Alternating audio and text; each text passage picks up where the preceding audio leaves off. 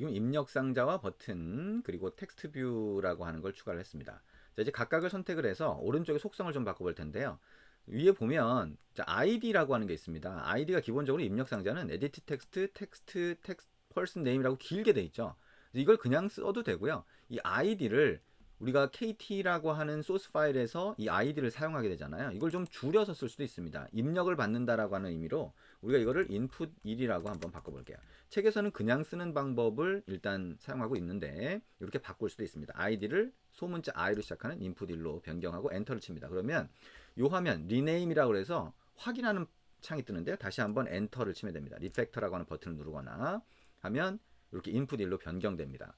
그리고 입력 상자 안에 name이라고 하는 글자가 자동으로 들어가 있잖아요. 아래쪽에 내려보면 들어가 있는 글자는 텍스트라고 하는 속성 값으로 들어가 있어요. 그러면 이 값을 선택하고 백스페이스 키 눌러서 삭제한 다음에 엔터 키 쳐서 삭제를 해줍니다. 그리고 두 번째 이제 버튼을 선택합니다. 이 버튼에도 텍스트 속성 값이 버튼이라고 들어가 있죠. 자, 이거를 여기 확인 to라고 한번 해볼게요. 글자를 확인 to. 뭐 다른 말로 해도 상관은 없습니다. 자, 확인 to라고 하고 이것도 마찬가지로 ID로 가보면 버튼 2라고 돼 있네요. 그죠? 이거는 그냥 일단 사용을 해볼게요. 버튼 2. 그 다음에 세 번째 텍스트 뷰라고 하는 걸 선택을 해봅니다. 텍스트 뷰 선택을 해보면 ID가 소문자 T로 시작하는 텍스트 뷰로 돼 있죠. 이것도 한번 변경해 볼게요. 자, 뭔가 값을 출력한다, 자, 보여준다라고 하는 걸로 output 1이라고 하는 아이디로 넣어보겠습니다. 오, 소문자입니다. 엔터를 칩니다. 다시 한번 엔터를 치면 아이디가 변경됐죠. 밑으로 내려보면 자, 저기에 텍스트 뷰라는 글자가 이렇게 들어가 있는데 이 텍스트 속성에 들어가 있는 겁니다. 이 속성 값을 선택하고 백스페이스 키 누르고 결과라고 하는 글자를 먼저 보여줍니다. 결과라고 하는 글자가 좀 작죠? 그러면 자, 이 속성을 자, 아래쪽으로 내려봅니다. 그러면 마지막에 자, all attributes라고 돼 있죠? 이걸 클릭을 하면 속성이 엄청 많습니다. 이게 감춰져 있던 거고요. 밑으로 쭉 내려보면 자, 텍스트로 시작하는 속성들이 보여요. 그래서 텍스트로 시작하는 속성에서는 텍스트 사이즈라고 하는 게 있습니다. 이게 글자 크기를 나타내는 거고요. 이거를 50 SP까지 자, 넣어봅니다. SP는 글자 크기의 단위라고 보시면 돼요. 그래서 단위, 다시 말하면 폰트 하나당 크기 뭐 이렇게 얘기할 수 있는데 이 글자 크기는 이제 그 단말기마다 화면 크기나 해상도가 좀 다른데요. 그거에 따라서 폰트 크기도 조금씩 다릅니다. 기본 폰트 크기가. 그래서 상대적인 크기라고 보시면 돼요. 그러니까 단말기가 커지면 화면이 커지면 폰트 크기도 커지는데 그러니까 글자가 그거에 따라서 같이 커지는 거죠. 작으면 작게 보이고 그래서 비슷한 모양으로 단말기별로 좀 다르지 않게 비슷한 크기로 보이게 만들어줍니다. 그리고 텍스트 컬러라고 하는 것도 한번 보고 싶다면 텍스트 컬러의 이 앞부분 요거를 클릭해 보시면 되겠죠. 그러면 색상을 바꾸실 수도 있어요. 색상을 만약에 파란색 계열로 바꾸고 싶다라고 하면 파란색 선택을 하면 이렇게 바뀌죠. 자, 아무데나 이렇게 클릭을 해주시면 이렇게 바뀐 거를 볼 수가 있습니다. 이렇게 이제 화면에서 우리가 ID를 바꾸는 게 상당히 중요하고요. 그러면 ID가 요 위젯 같은 경우에는 ID 값으로 여기 표시가 되죠. 우리가 바꾼 ID가 이렇게 표시가 돼서 각각이 어떤 ID인지 여기서 금방 확인할 수가 있습니다. 그리고 표시되는 글자라든가 이런 것들은 오른쪽에 속성에서 바꿀 수 있다. 글자 크기 뭐 이런 것도 마찬가지고요. 그럼 이제 화면 구성이 이제 끝난 겁니다. 기본적인 화면 구성은 충분히 하실 수가 있겠죠. 그렇게 어렵지 않습니다. 이 연결점이 어떻게 이 위젯 또는 화면에 추가된 UI 구성 요소라고 부를 수 있다 그랬죠. UI 구성 요소의 위치를 결정하는지, 그 다음에 끌어당기면 약간씩 그 위치를 변경할 수 있다라고 하는 것까지 이해를 하면 화면을 만드는 게 그렇게 어렵지 않을 겁니다. 복잡한 화면은 우리가 차차 만들어 갈 수가 있고요. 이렇게 간단한 화면은 여러 번 반복하다 보면 여러분 충분히 만들 수가 있습니다. 메인 액티비티.kt 파일로 갑니다. 그러면 이제 소스 파일이 되겠죠. 이 버튼이라고 하는 걸 입력했던 중괄호 여기 끝나는 데서 엔터를 치면 들여쓰기는 계속 이 위치로 잡아주게 됩니다. 들여쓰기도 신경을 쓰라 그랬죠. 이 상태에서 우리 버튼 2라고 하는 게 우리가 입력했던 두 번째 버튼이 되겠죠. 이때 아래쪽에 또 임포트 할까요 뜨는데 위에서 임포트 했던 거하고 같기 때문에 굳이 엔터를 안 쳐도 됩니다. 지금은 한 번만 이렇게 하면 되고요. 다시 한번 엔터를 쳐도 상관없고요. 자, 여기에 점 똑같이 위하고 똑같이 set on 클릭까지 입력하면 이렇게 뜨고요. 중괄호가 보이는 게 먼저 보이네요. 엔터 치고 다시 한번 엔터를 칩니다. 이런 구조가 만들어지죠. 여기 회색은 입력하는 게 아니다라고 하는 거 주의하시고요. 자, 여기에 중괄호 안에 들여쓰기 한 상태에서 커서가 깜빡이고 있어요. 자, 이 상태에서 한번 입력을 해봅니다. 자, 어떻게 입력하냐면, 자, 입력 상자라고 하는 거의 아이디가 뭐였어요? input 1로 우리가 넣었잖아요. 그럼 input 1점, input 1점, text 점, to string, 자, 소괄호까지 해봅니다. 자, 요렇게 입력을 합니다. 그럼 이게 뭘 의미하는 거냐면, input 1이 입력 상자잖아요.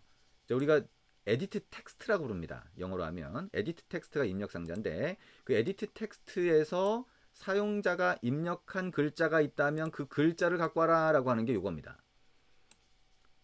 일단 그렇게 생각을 하는 게 편하겠죠. 그래서 .text, .toString을 공백 없이 붙여주고 소괄호까지 붙여주시면 됩니다. 그러면 입력 상자에 입력한 글자가 이 코드에서 보면 왼쪽으로 떨어져요. 왼쪽. 그러면 왼쪽에다가 equal을 붙이고 한 칸 띄워줍니다. 자, 입력 상자에 입력한 글자를 갖고 오세요. 그러면 그 글자가 왼쪽으로 떨어진다 그랬죠. 그러면 거기에 equal을 붙이고요. 여기다가 변수 상자를 만들어 줄 겁니다. 자, 변수 상자라고 하는 거는 우리가 다음번에 또 자세하게 알아볼 거예요. 그래서 변수 상자를 만들 때 자, VAL이라고 하는 거 일단 붙일 겁니다. VAL 자, input 1이라고 붙여봅니다.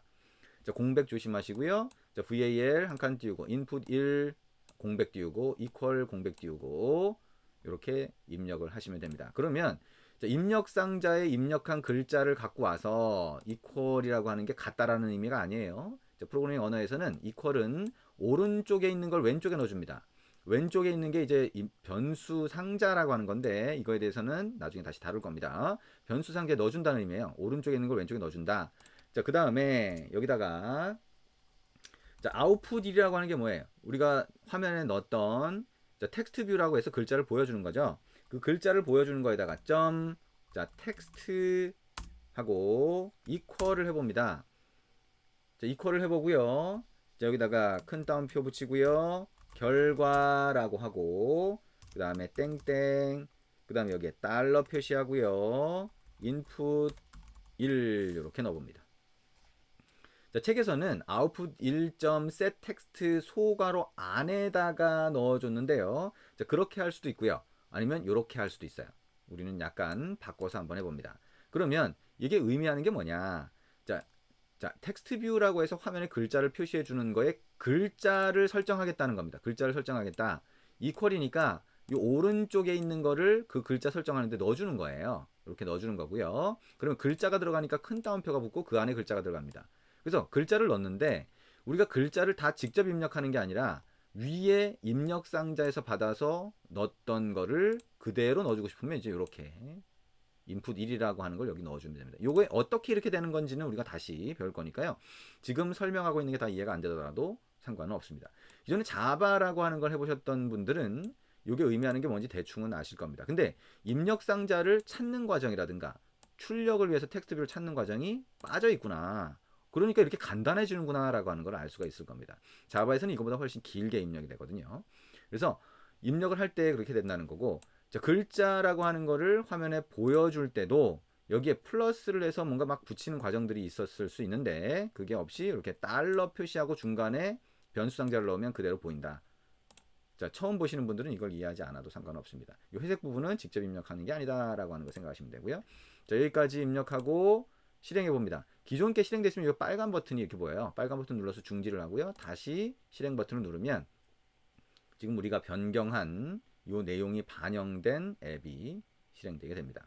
자, 여기 설치하고 실행이 됐다라고 하는 아래쪽 메시지가 이제 나오고 없어졌죠? 그럼 이렇게 보이게 됩니다. 자, 사용자가 여기 입력을 합니다. 여기다가 예를 들면 존이라고 하는 사람 이름을 한번 입력했다. 자, 이걸 내리고 확인 to 누르면 결과 존 이렇게 표시가 되는 거죠. 신기하죠? 자, 우리가 간단하게 메시지 하나 보여주는 것보다는 훨씬 복잡한 프로그램처럼 보이죠?